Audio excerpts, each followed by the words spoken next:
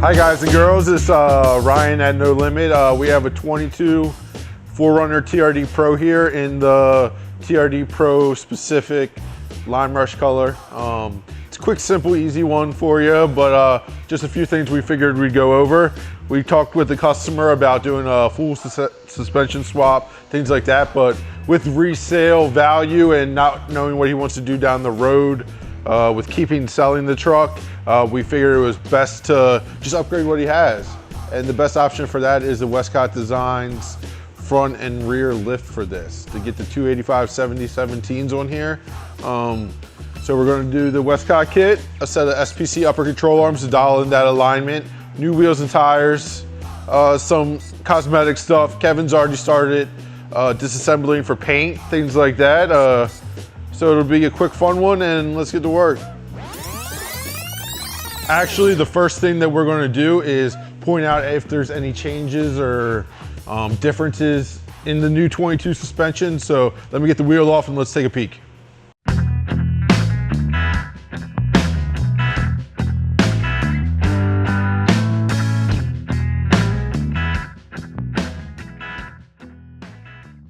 So these 4Runners have not changed a lot since last year or in the last 10 years. They're pretty much basically the same. This is a Fox internal bypass coilover. It's pretty good already. In 21, they actually went from a solid spring design to this angled perch. So that is a little bit different from 21 to 22. Use that. So if you have a 19 or a 20, make sure you are getting the right WESTCOTT kit. But everything else pretty much looks the same. Let me show you actually what I'm talking about. So to get the lift, this is the new spring perch that is going in. That is actually higher. That's why it's important, because this design you want to make sure is correct for your model year. So that's where the lift is actually coming from. We'll show you a little bit more when we disassemble the strut. All right.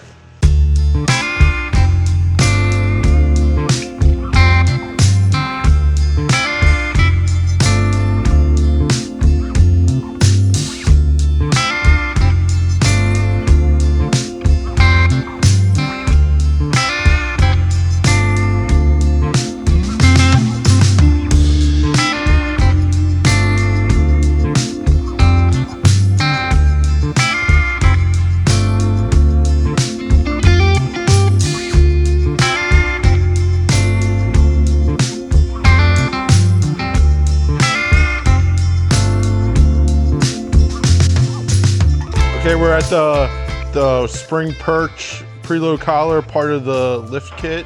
Here is our factory strut. We marked it, we labeled it, passenger side. That is important on Toyotas because they do passenger driver side specific springs. So I always just mark Toyotas. You do just have to disassemble the coilover. So if you're wondering how that happens, we'll show you.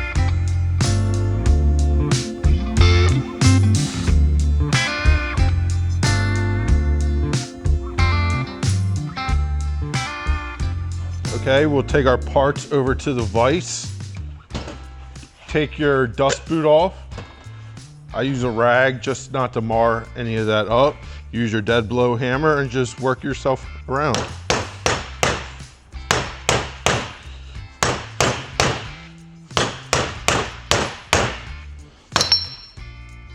It seems like you're making no progress sometimes, but just patience is a virtue on those. Wipe it off, clean it off. I like to spray a little anti-seize on it, just in case you ever want to go back to stock. We don't have any issues. This is the new preload collar. This is what's going to give us most of our lift on the front. I compare where my mark is. So I marked it right after that perch. And the biggest thing that we've learned is a couple other shops, we've had comebacks from them for us to fix, and people just go right in like this. You have to seat this spring perch in.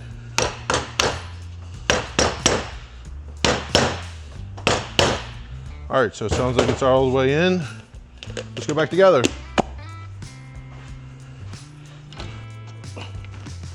Make sure your washer's underneath. Didn't fall off. We're just gonna go back on. And then if you're qualified, tighten it up.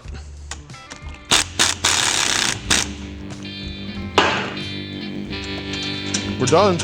Let's put it back in the truck. This is the top plate of the lift.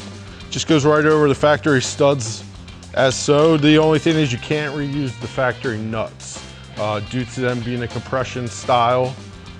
The bottom part of the nut is hollow, and that's so it compresses, and it's like having twice as big of a nut on there.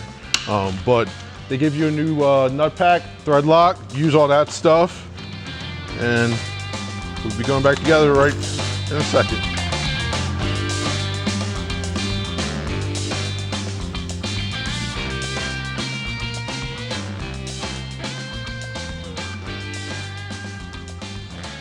I got the coilovers back in. We're doing the last final steps to put the front suspension back together. I am going to tighten up the cams. You're not supposed to do it unless it's on the ground. It's going to be too much preload on the rubber bushings, but I'm going to loosen them all in the alignment machine, reset everything, recheck everything there. So I just tighten them up here, and then we're going to be up to the upper control arms next.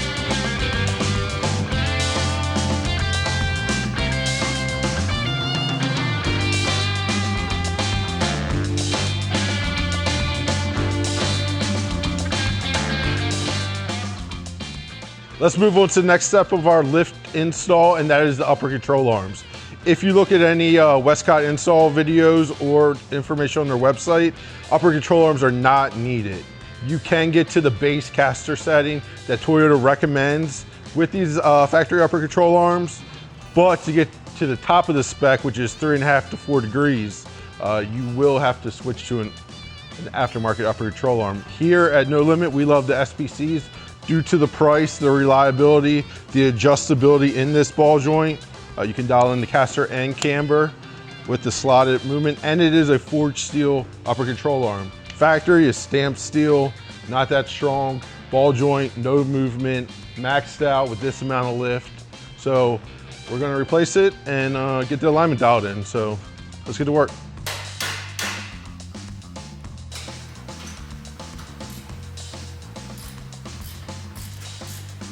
Let me get my miner's light on because we're going in deep. All right, so you have to bend the fender up here a little bit or else the bolt will contact. Nothing major, but just a tiny bit.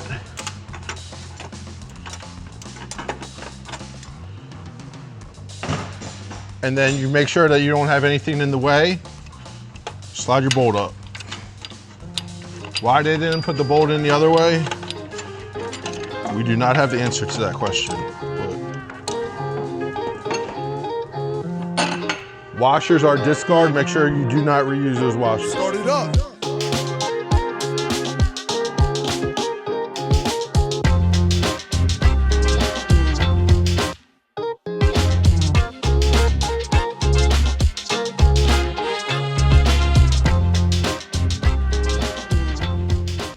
Front suspension's wrapped up. As you can tell, it looks pretty much factory. It looks how it came in.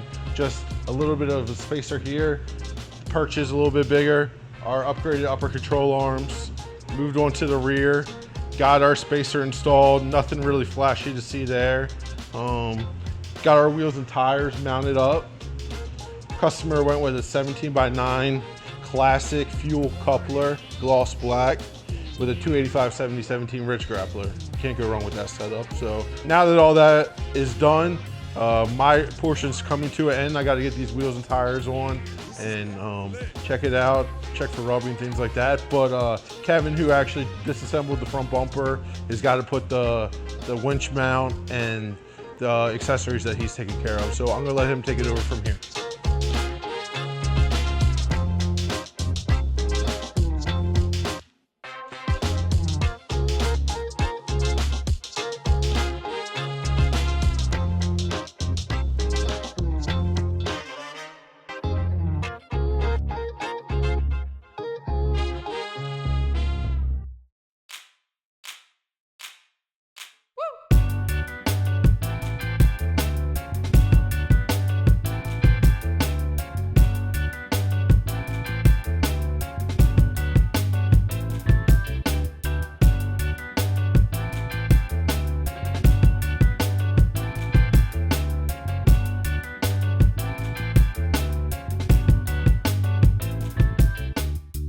All right, let's kick it.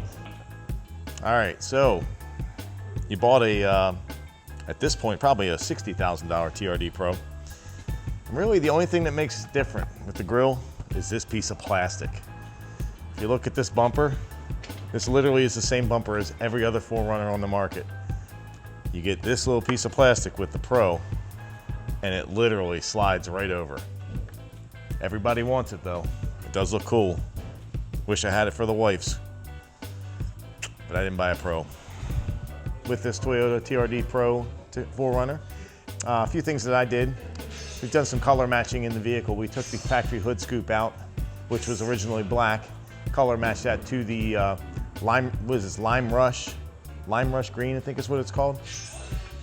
We also redid the TRD Pro grill as well. We wanted to color match this, redid the letters in black, added a Fab 4 front winch bumper. At this point in time, the customer decided not to do a winch, but we did a rigid Radiance series LED light bar inside as well. And then to top it all off, we added some Morimoto XB headlights, which really are very, very, very bright, and they add a nice little accent strip in amber, which ties all of the amber in together, because we also added amber Raptor lights, and then the Radiance bar has an amber backlight as well. A few more things I just got to do to button it up. We're going to go take it for a test drive and deliver it to the customer this afternoon. Hope he's happy. It looks good to me.